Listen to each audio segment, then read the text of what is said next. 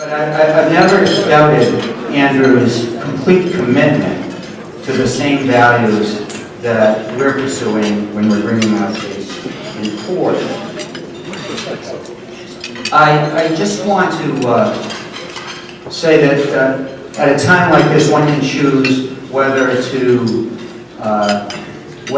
emphasize what David Brooks in a column last Sunday. If you have a chance to read this column, it's called Moral Bucket List. It was in the New York Times last Sunday. And he drew the distinction between the resume virtues and the eulogy virtues.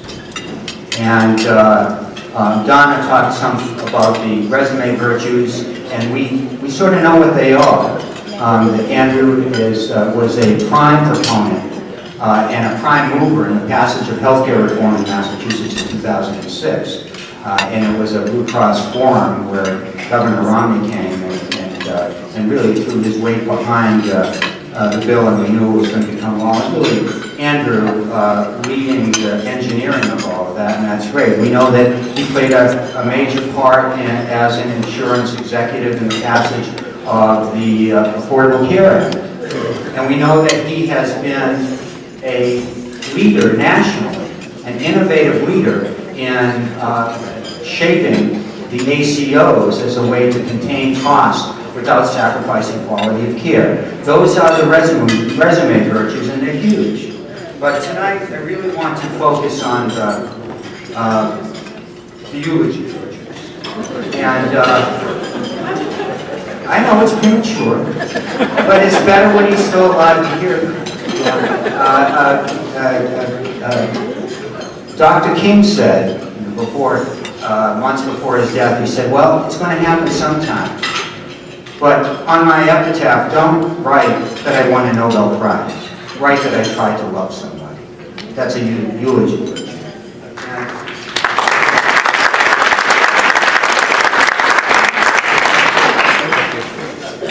So I've known Andrew for some time.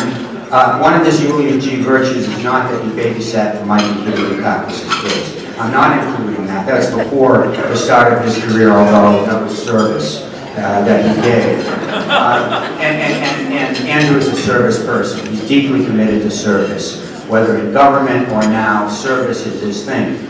Just out of college, reporting for the South End News, he reported on the deinstitutionalization of people with mental illness and how it was impacting the Pine Street Inn. And of course, those are problems that are still with us. We didn't understand quite the magnitude of it and the chronic nature and the lasting impact of it. But Andrew understood it, learned it, and it's been part of his background and experience. When he came to the Dukakis administration, he was there to listen.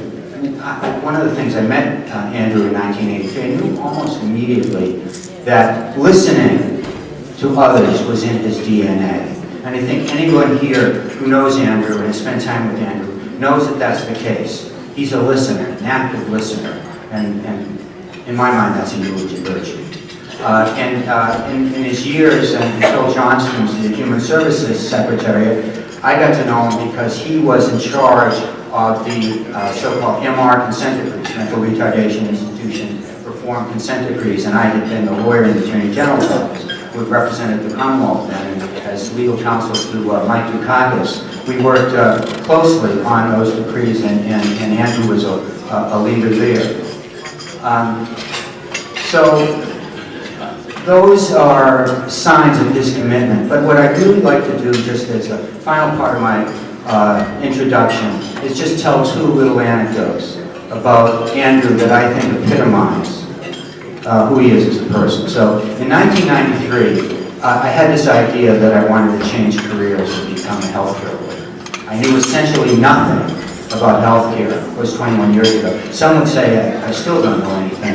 It's just 21 years later. But in any event, I couldn't put up an argument at the time in 1993, and I had breakfast. I reached out, I asked two people who I totally trusted intuitively to tell me like it was, to tell me the truth about whether this made any sense for me. One was Dennis Thompson, who was a dear departed friend and very close to Andrew and me. and the other was Andrew. And I had breakfast with him at the B&D Deli on Beacon Street, now Starbucks, way of all flesh. And I said to Andrew, am I out of my head? Does this make any sense? I'm 53 years old. I really don't know the field, but I just have this feeling that I may be able to make a contribution. But please, tell me if this doesn't make sense. And I remember so clearly that Andrew was so enthusiastic and encouraging. He empowered me really that day. I just went away thinking, oh, maybe I can do this.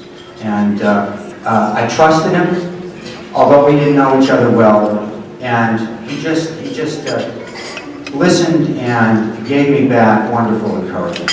Here's the other memory I have. It was 1995. Ken Schwartz had died, and Andrew was delivering the actual eulogy at Kehillah Israel in Brookline. And I listened to Andrew, and it touched me so much. I wrote down the words that he offered that expressed the uniqueness, the essence of Ken. I wrote it down. I still have that piece of paper with me 20 years later. And what he said about Ken was, people felt safe in his presence. And I thought, oh my God, what a wonderful thing. And it was true, and what any of us would wish to have said about us. People felt safe in his presence. And so tonight, as I was thinking about introducing Andrew, I thought, and that's true of Andrew, that's his essence. People feel safe in his presence. Thank you very much.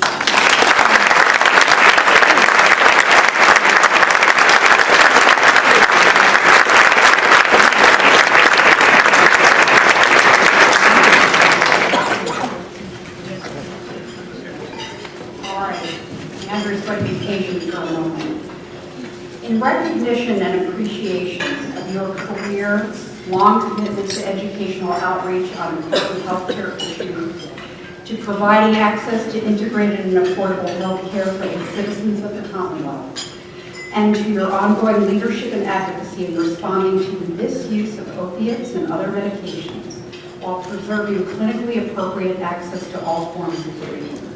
We applaud you.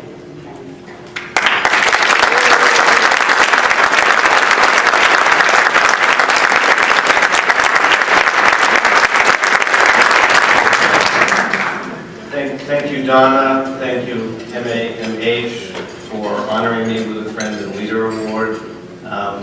It's such, when you look at the program, there's such an incredible cast of previous honorees. Some of who are here tonight, the comparable Loretta McLaughlin, among others, who I had not seen in a while.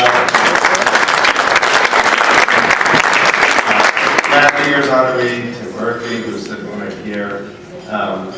And Secretary Sutters, who I'm convinced, when Governor Baker chose to put the state's kind of preeminent advocate for better mental health care as the Secretary of Health and Human Services, I knew things were good for everyone who cared about mental illness.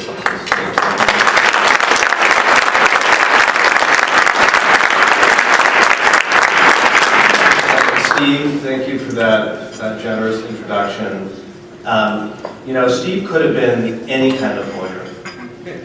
Okay, he had already been this prominent government lawyer. I'm sure there were many offers for him to become a judge. He could have been a corporate lawyer.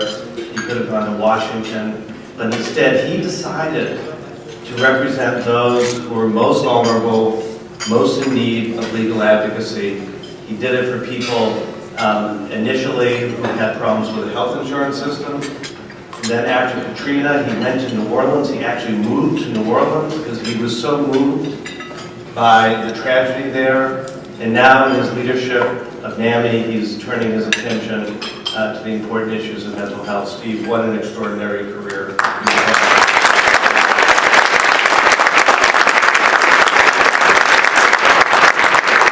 I want to thank the great Blue Cross Blue Shield team who are here tonight, especially Ken Duckworth, who is not only a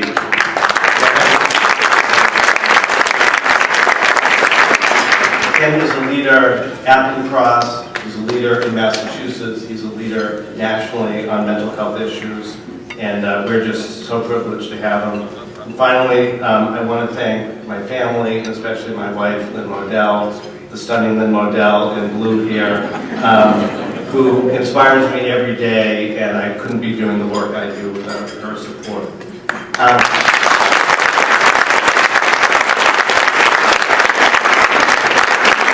And finally, I just want to thank the association, to Bernie and Tim. I've known both of them for 30 years, and you both dedicated your careers to being thoughtful, forceful advocates, creating great programs, and being voices of the most vulnerable. Where is Bernie? Bernie, where are you? Right there in back. So this is the thing about Bernie. Okay, he's in back. He's orchestrating this whole thing. You know, I think one of my first experiences with Bernie, Bernie calls me, say, Andrew, I gotta talk to you about something. And, by the time you're done, of course, I'm always writing a very large check. Bernie, if we had sent you to the Middle East 30 years ago, there would probably be peace. You're so persuasive.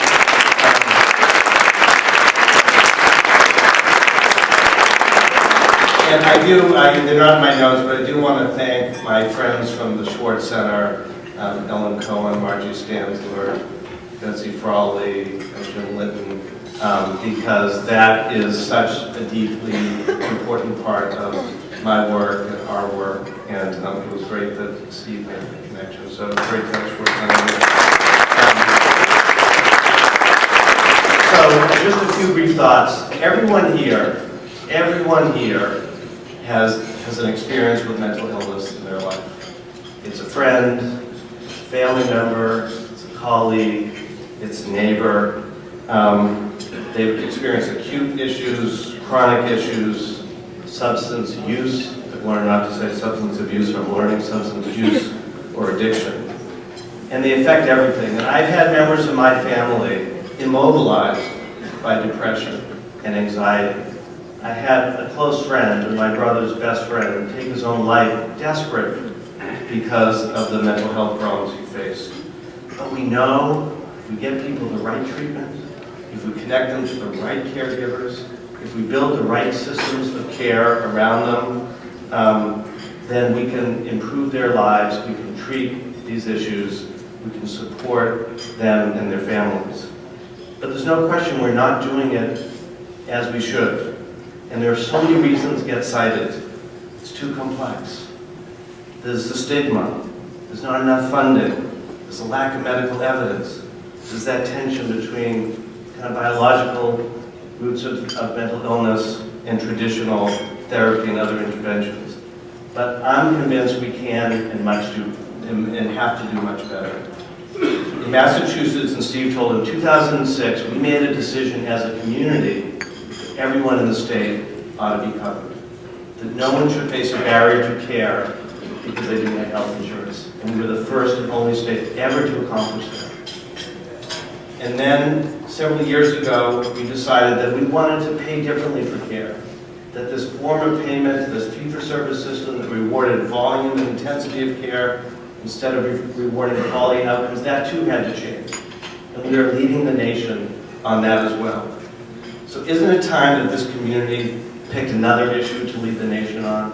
And shouldn't that issue be better care and treatment of people with mental health and substance use and addiction problems?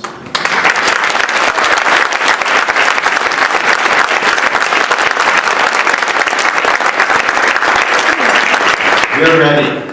We have the right community. We have the best caregivers and professionals.